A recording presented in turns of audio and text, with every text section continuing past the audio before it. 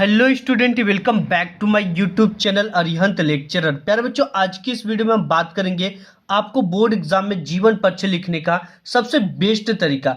और जीवन परिचय एक ऐसा टॉपिक होता है बच्चा, जहां पे एग्जामिनर के हाथ में एक मौका होता है कि वो आपके 1 से 1.5 नंबर काट लेता है। लेकिन अगर आज की इस वीडियो को आप देख लेते हो तो ये जो मौका है एग्जामिनर और शिक्षक के पास, जो आपकी कॉपी चेक करते हैं, ये मौका मैं उनके हाथों से छीन लूंगा।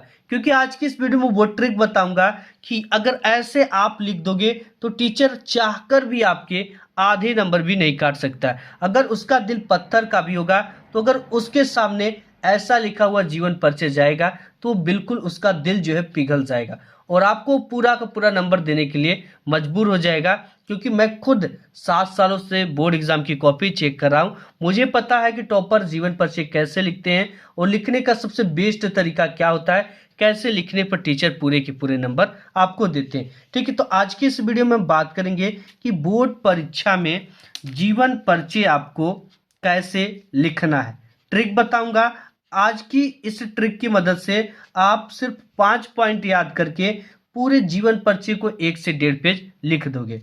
ठीक है, ट्रिक से कैसे याद करें, कैसे लिखें, सबसे महत्वपूर्ण जीवन परिचय जो है महादेवी वर्मा जी के बारे में बात करेंगे। और ये जो जीवन परिचय है 110% आपके एग्जाम में आएगा। और बिल्कुल जैसा तरीका मैं बता रहा हूँ वैसे ही लिखकर चले आना, आपको पूरा का पूरा नंबर मिल जाएगा। ठीक है, और जो तरीका मैं बताऊंगा ये टॉपर ऐसे ही लिखते हैं जीवन परिचय अपने बोर्ड एग्जाम में बच्चा। और आज की इस वीडियो में मैं ट्रिक बताऊंगा कि ट्रिक से आपको कैसे लिखना है, वो ट्रिक से कैसे याद करना है, आप कभी भी नहीं भूल पाओगे। ठीक है, और कैसे लिखने पर आपको जो टीचर हैं वो पूरे के पूरे नंबर आपको देंगे अगर इस ट्रिक से आप लिखकर आ जाओगे। थोड़ी सी इंपॉर्टेंट बात है बच्चा कि अगर देखिए एक टॉपर बच्चा लिखता है ये जीवन परिचय तो उसे 7 में 7 नंबर मिल जाता है, ये टॉपर लिखता है तो। लेकिन अगर इसी को एक नॉर्मल स्टूडेंट लिखता है, ठीक है, सेकेंड नॉर्मल स्टूडेंट, तो उसे 7 में सिर्फ और सिर्फ 5 नंबर, 4 नंबर इतना ही मिल पाते हैं। ठीक है, और उसके कुछ ना कुछ नंबर कट जाते हैं। अगर 5 नंबर का है बच्चा तो उसे 3 नंबर 4 नंबर आते हैं। ठीक है, उसके 2 से 3 नंबर कट जाते हैं। क्यों कट जाते हैं? अगर आज की इस वीडियो को आप मिस कर दोगे तो दोबारा ये नहीं जान पाओगे। अगर आज की इस वीडियो को आप देख लेते हो तो आपकी कभी जिंदगी में भी एक भी नंबर नहीं कट पाएगा। तो यहाँ पे जो देखिए जीवन परिचय है वो सबसे इंपॉर्टेंट महादेवी वर्मा जी का, जैसा कि क्वेश्चन पेपर में आपका इस तरह से आता है बच्चा। कैसे आता है ये चीजें आप देखो। यहाँ पे 26 के क के अंतर्गत आता है लेखक का जीवन परिचय लिखने के लिए, और ख के अंतर्गत आता है कवि का जीवन परिचय लिखने के लिए। ये दे रखा है ख कि निम्नलिखित कवियों में से किसी एक कवि का जीवन परिचय दीजिए एवं उनकी किसी एक रचना का नाम लिखिए। जीवन परिचय लिखने का 3 नंबर एंड रचना का नाम लिखने के लिए 2 नंबर, टोटल आपको 5 नंबर मिलेंगे। यहाँ पे इधर का सूरदास, बिहारी लाल और महादेवी वर्मा। तो आज की इस वीडियो में हम देखेंगे महादेवी वर्मा जी का। ठीक है, कैसे आपको लिखना है इसको बच्चा एक तरफ करते हैं। सबसे पहले हम कवि परिचय लिख रहे हैं तो ऊपर आपको कवि परिचय ब्लैक पेन से लिख देना है। ठीक है, इसके बाद प्रश्नोत्तर संख्या 26 का ख है तो आपको प्रश्नोत्तर संख्या 26 का ख लिख देना है और इसे ब्लैक पेन से हाईलाइट करते हुए लिखना है। इससे एग्जामिनर को आसानी ये होता है बच्चा कि आपने 26 के ख में कितना नंबर पाया उसे फ्रंट वाली पेज पे चढ़ाना होता है। अगर देखो कॉपी, जिस कॉपी को चेक करने में जितना कम समय लगता है, जितना सरल तरीके से लिखा होता है, उसमें उतना ही अच्छे मार्क्स मिलते हैं। और यहाँ पे जो भी टाइटल आपके क्वेश्चन पेपर में दे रखा है आपको वो टाइटल यहाँ पे लिखना है। जैसे यहाँ पे महादेवी वर्मा दे रखा है तो महादेवी वर्मा को ब्लैक पेन से और इसके नीचे डार्क पाई इस तरह से खींच देंगे। ठीक है, आप ब्लैक स्केच या ब्लैक पेन दोनों तरह के चीज़ों का यूज कर सकते हो। इसके बाद आपको एक बॉक्स बनाना है। देखिए मैं खुद 7 सालों से कॉपी चेक कर रहा हूँ, मुझे एक्सपीरियंस है कि जो टॉपर है वो कैसे लिख रहे हैं, लिखने का बेस्ट तरीका क्या होता है, हैंड राइटिंग खराब है तो कैसे लिखना है, ठीक है, क्या ट्रिक लगाना है और कैसे लिखना है। संक्षिप्त परिचय में आपको सबसे पहले जिनका भी जीवन परिचय लिख रहे हैं उनका नाम में हो जाएगा महादेवी वर्मा जी, और इनका जो जन्म की बात करें, इनका जो जन्म हुआ था सन 1907 ईस्वी में हुआ था। और इनका जो जन्म स्थान है बच्चा वो फर्रुखाबाद उत्तर प्रदेश में हुआ था। ठीक है, फर्रुखाबाद उत्तर प्रदेश में इनका जन्म हुआ और इनके पिताजी का नाम गोविंद प्रसाद जी था और इनकी माताजी का नाम हेमरानी देवी था।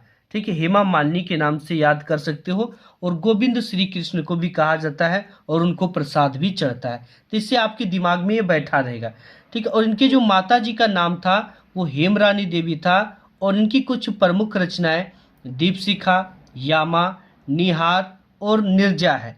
और इनकी जो मृत्यु हुई थी बच्चा वो सन 1987 ईस्वी में इनकी मृत्यु हो गई। सिर्फ इस बॉक्स के 5 टॉपिक को आपको याद रखना है और पूरे जीवन परिचय आप आंख बंद करके लिख लोगे।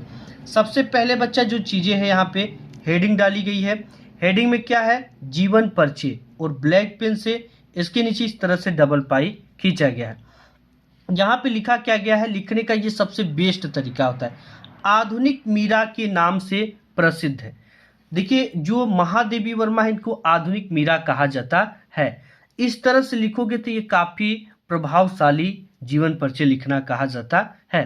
तो आधुनिक मीरा के नाम से प्रसिद्ध महादेवी वर्मा जी का जन्म सन 1907 ईस्वी में। देखिए, महादेवी वर्मा जी का जन्म सन 1907 ईस्वी में। अब बॉक्स में लिखी गई जो जन्म है उसको ब्लैक पेन से लिखेंगे, ये चीज़ें हाईलाइट करने के लिए होती है।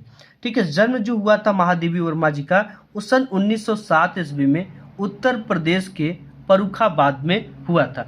अब ये जो फर्रुखाबाद है बच्चा, ये जन्म स्थान फर्रुखाबाद उत्तर प्रदेश में हुआ था। जन्म स्थान को ब्लैक पेन से लिखेंगे, हुआ था। अब इसके बाद इनके पिता का नाम गोविंद प्रसाद था। इनके पिताजी का नाम गोविंद प्रसाद था। ठीक है, पिताजी के नाम को ब्लैक पेन से, तथा इनके माताजी का नाम हेमरानी देवी था। हेमरानी देवी था। ठीक है, अब इनके माताजी के नाम को भी ब्लैक पेन से लिखा गया है। अब इसके बाद इनकी माताजी एक धार्मिक स्वभाव की महिला थी। जो महादेवी वर्मा जी थी, इनकी जो माता थी वो एक धार्मिक स्वभाव की महिला थी। और महादेवी वर्मा जी की जो प्रारंभिक शिक्षा हुई थी वो इंदौर में हुई थी, तथा इन्होंने अपने उच्च शिक्षा के लिए प्रयागराज में गई। ठीक है, उच्च शिक्षा प्राप्त करने हेतु इन्होंने प्रयागराज गया। नेक्स्ट पेज पे देखते हैं कि महादेवी वर्मा जी का जो विवाह हुआ था वो बहुत जल्दी हो गया, क्योंकि पहले के लोग जो है कन्यादान किया करते थे और कम उम्र में शादी कर दिया करते थे। तो उसी तरह से जो महादेवी वर्मा थी, इनका भी विवाह, इनके माता पिता 9 वर्ष की जब ये छोटी उम्र में थी तब इनका विवाह रूप नारायण वर्मा, इनके पति का नाम है और इसको ब्लैक पेन से लिखा गया है, रूप नारायण वर्मा के साथ हो गया था। महादेवी वर्मा जी काफ़ी बाद में पढ़ाई लिखाई भी की। ठीक है, पति से हटकर आई और अत्यधिक शिक्षा ग्रहण की। शिक्षा ग्रहण करने के बाद बच्चा एक उच्च पद पे भी गई थी। महादेवी वर्मा जी उत्तर प्रदेश के विधान परिषद की सदस्य भी बन चुकी थी। और महादेवी वर्मा जी की जो मृत्यु है सन 1987 ईस्वी में प्रयागराज में हो गया। को ब्लैक पेन से लिखेंगे। अब यहाँ पर है महादेव, इसका 3 नंबर आपको मिलेगा। ठीक है, महादेवी वर्मा जी की प्रमुख रचनाएं में सबसे पहले रचनाएं हेडिंग डालनी है, रचनाएं या कृतियां। देखिए, जो महादेवी वर्मा जी की प्रमुख रचनाएं हैं वो यामा है, निहार है, दीपशिखा है, रश्मि है, सांध्य गीत है, गिल्लू इत्यादि इनकी प्रमुख रचनाएं हैं। तो 2 नंबर आपको इसका मिलेगा, 3 नंबर इसका, टोटल आपको 5 नंबर इसके मिल जाएंगे। ठीक है, ऐसे लिख कर आओगे तो आपके एक भी नंबर नहीं कटेंगे। आज की इस वीडियो में बस इतना ही। वीडियो पसंद आए तो लाइक करना। मिलूंगा एक नेक्स्ट वीडियो में, तब तक के लिए